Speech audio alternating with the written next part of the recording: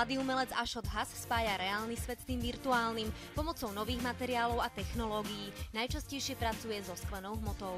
Chcel som povýšiť obyčajné sklo optické do vyššej pozície a predviesť istým spôsobom násobenie odleskov oveľa dokonalejšie alebo väčšie ako pri klasických diamantoch.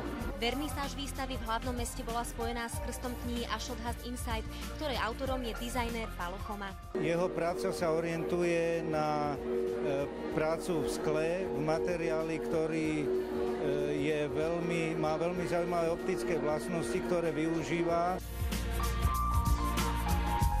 Diela mladého umelca vystavuje jedna z bratislavských galérií. Tuto je priestor pre mladých umelcov, ale samozrejme chceme kvalitných, dobrých umelcov. V našom hlavnom meste bude mladý nadaný umelec vystavovať do novembra. Odtiaľ sa výstava presunie do Šanghaja. Henrieta Hajtová, televízia Markíza.